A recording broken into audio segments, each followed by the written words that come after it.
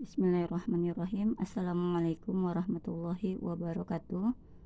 Alhamdulillah, pada pagi ini kita lanjutkan ya materi ide pokok atau gagasan pokok. Kalian tadi sudah tadarus insyaallah ya. Mudah-mudahan hari ini kita diberikan selalu kesehatan untuk kita semua ya. Amin amin ya robbal alamin. Ya, langsung saja ya.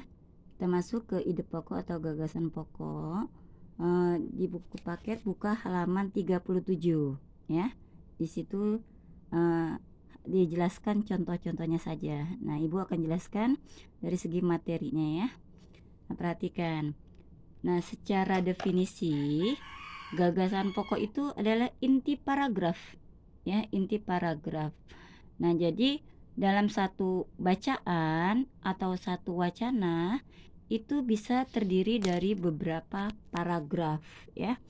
Nah, kalian bisa perhatikan contoh ya yang kemarin kalian sudah baca, yaitu halaman 31. Nah, 31 ya, kita perhatikan ya.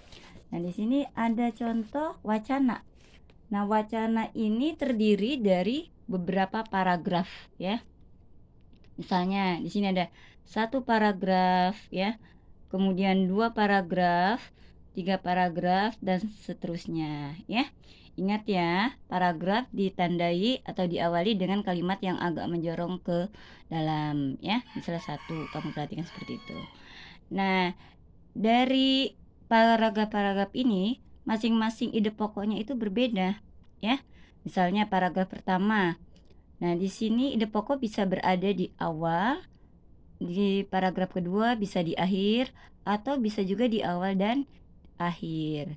Nah, untuk memudahkan kalian bagaimana cara menentukan ide pokok.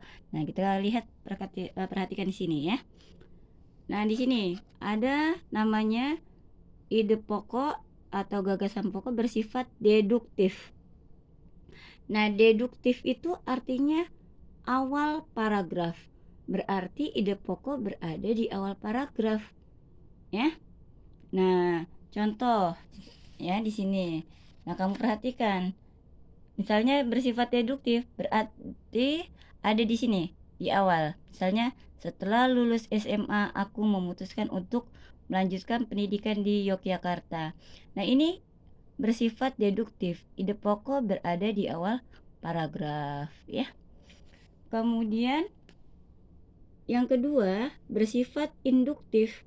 Induktif itu berarti ada di akhir paragraf ya. Tadi Ibu sudah tekankan bahwa ide pokok itu bisa di awal, di akhir, atau awal dan akhir. Nah, di akhir paragraf. Nah, untuk memudahkan kalian, jika di akhir paragraf itu ada kata kuncinya. Nih, Ibu buat sendiri ya.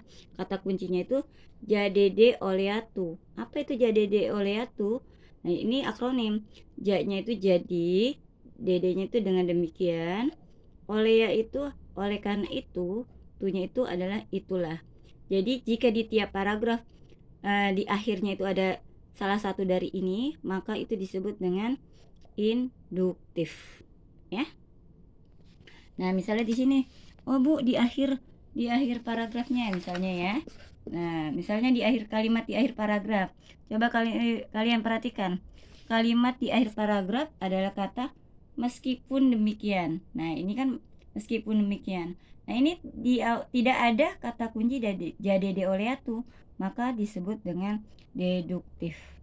Tapi kalau misalnya di akhir paragraf ada salah satu dari kata kunci tersebut, maka disebut dengan induktif ya. Itu caranya. Jadi kalau tidak ada disebut deduktif, kalau ada berarti bersifat induktif ya. Nah, kalau campuran itu ide pokok di awal dan akhir paragraf ya. Untuk memudah kalian, jadi kalau misalnya kata kunci untuk campuran, kalimat pertama dengan kalimat terakhir itu sama, atau kalimat terakhir mengulang kalimat pertama, itu disebut ide pokok bersifat campuran ya.